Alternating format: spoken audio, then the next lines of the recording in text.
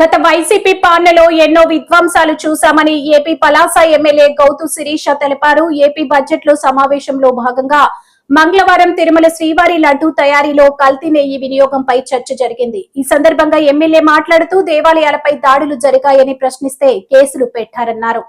Assembly సమావేశాల్లో ఎన్నో అంశాలు మీరు మాట్లాడారు అధ్యక్ష. కానీ మొదటిసారి వెంకటేశ్వర స్వామి పట్ల జరిగిన అపరాధం గురించి మాట్లాడడం నిజంగా బాధాకరంగా ఉంది అధ్యక్ష. ఇప్పటి వరకు ముఖ్యమంత్రులుగా 5 సంవత్సరాలు అవకాశం ఇస్తే రాష్ట్రానికి ఏదో మంచి చేసిన వాళ్ళనే చూసాం అధ్యక్ష. అయితే 2019-24 రాష్ట్రానికి కరోనా వైరస్ కన్నా భయంకరమైన వైసీపీ వైరస్ పట్టుకుంది అధ్యక్ష. 5 సంవత్సరాల అసమర్థ అవినీతి అరాచక పాలనలో ముఖ్యంగా ఇచ్చిన హామీలు కల్తీ, చెప్పిన మాటలు కల్తీ, మద్యం కల్తీ, బియ్యం కల్తీ చేసి ప్రజల ప్రాణాలతో ఆడుకున్నారు అధ్యక్ష. ఇవన్నీ ఒక ఎత్తైతే అఖిలాండ కోటి బ్రహ్మాండ నాయకుడైన వెంకటేశ్వర స్వామి పట్ల ఈరోజు ప్రపంచవ్యాప్తంగా ఉన్న హిందువులే కాదు అధ్యక్ష, ఆయన మీద నమ్మకంతో డిక్లరేషన్ ఇచ్చి మరీ వచ్చిన అనేక మంది భక్తుల మనోభావాలతో వాళ్ళ నమ్మకంతో ఆడుకున్నారు అధ్యక్ష. ఇక తిరుమల మీద హిందుత్వం మీద జరిగిన కుట్ర ఇప్పుడుది కాదు అధ్యక్ష.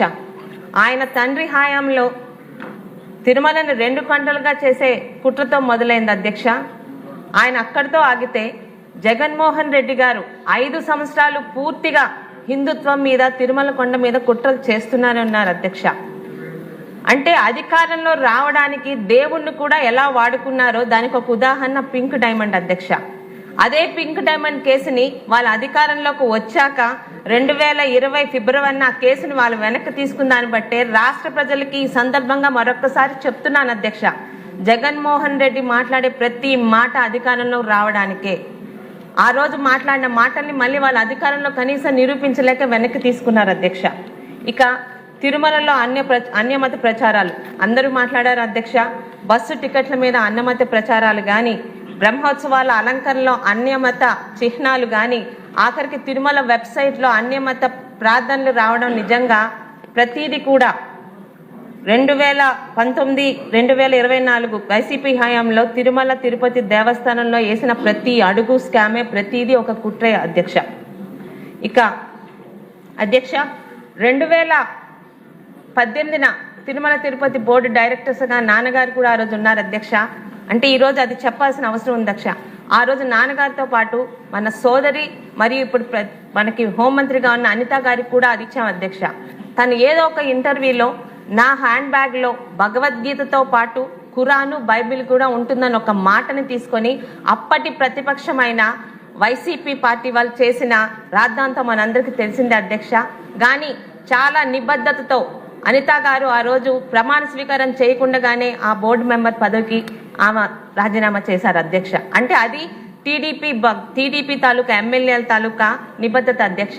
మరి ఈరోజు 2019-24 మధ్యన ఇదే తిరుమల తిరుపతి దేవస్థానానికి అక్కడ చైర్మన్ గా ఉన్న వైవి సుబ్బారెడ్డి గారు కానీ, కరుణాకర్ రెడ్డి గారు కానీ వారి తాలూకా మతాలు ఏంటో మనం ప్రత్యేకంగా చెప్పక్కర్లేదు అధ్యక్ష. వైవి సుబ్బారెడ్డి గారి సతీమణి స్వయంగా ఆమె బైబిల్ పట్టుకొని తిరుగుతున్న అలాంటి వాళ్ళకి తిరుమల తిరుపతి దేవస్థానం చైర్మన్ పదవి ఇచ్చినప్పుడే హిందుత్వం మీద ఆ దేవాలయాల పట్ల వాళ్ళ తాలూకా కుట్ర ప్రతి ఒక్కరికి అర్థమయ్యి తీరాలి అధ్యక్ష. ఇక దేవాలయాలపై దాడులు పరాకాష్ట అధ్యక్ష.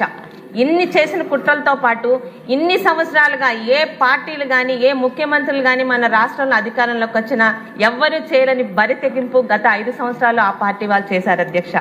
రామతీర్థంలో శ్రీరాముని చిరచ్ఛేదం కానీ, అంతర్వేది రథం దగ్ధం కానీ, కొండ బిట్రకుంట వెంకటేశ్వర స్వామి రథం దగ్ధం కానీ, ఇక బెజవాడ దుర్గమ్మ విగ్రహాల చోరీ కానీ, ఇవన్నీ 2019-24 వైసీపీ హిందుత్వం మీద, దేవుళ్ళ మీద చేసిన కుట్రలకు ఒక ఉదాహరణలు మాత్రమే అధ్యక్ష.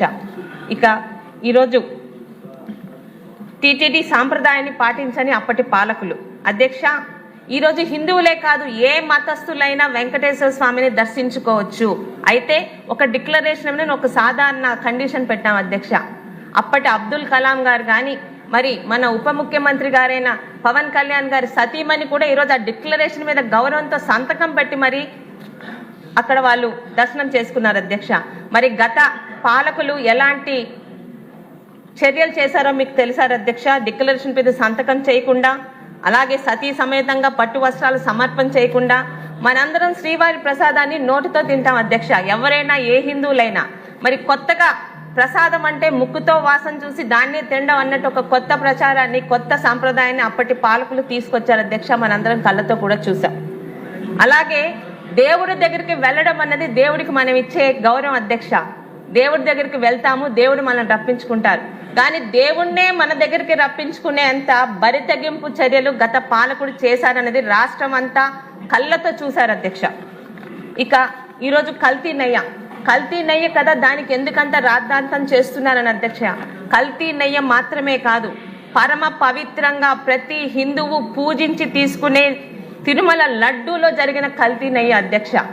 లడ్డూకి మన హిందువుల గృహాలలో ఎంతటి పవిత్రత ఉంటుందో ఈ కల్తీలైన రాద్ధాంతం చేసిన ప్రతి ఒక్కరికి తెలియాలి అధ్యక్ష.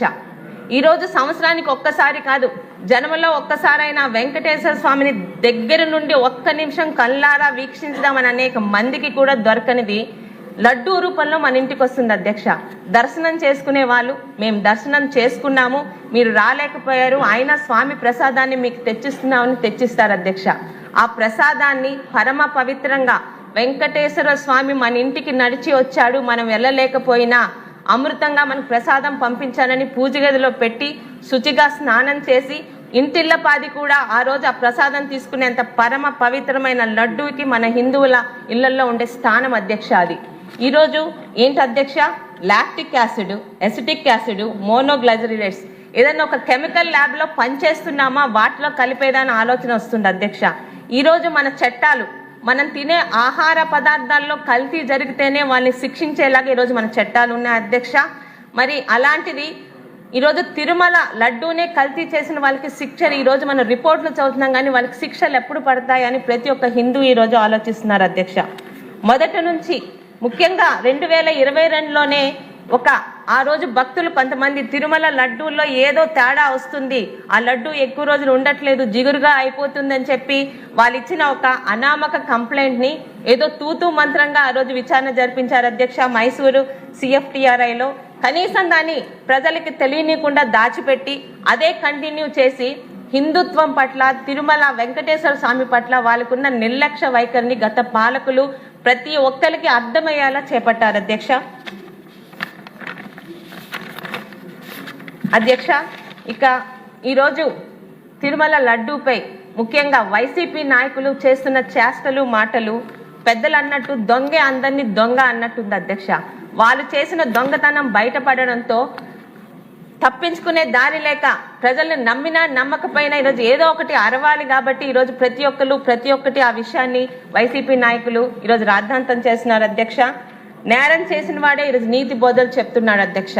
అక్రమాలు చేసిన వాడే పారదర్శకత గురించి మాట్లాడుతున్నాడు. సిట్టు విచారణలో వైసీపీ ప్రభుత్వ హయాంలో కల్తీ జరిగిందని నిర్ధారణ అయింది అధ్యక్ష. ఇది 100% కాన్ఫిడెంట్, ప్రతి ఒక్కరు కూడా తెలుసు అధ్యక్ష, ఇందులో నో డౌట్ ఆన్ ఇట్. అయితే ఆధారాలతో బయటపడిన వాస్తవాలు కళ్ళకి కనిపిస్తున్నా ఇంకా ప్రచారం చేస్తూ ప్రజల్ని తప్పుదోవ పట్టించే ప్రయత్నం చేస్తున్నారు అధ్యక్ష.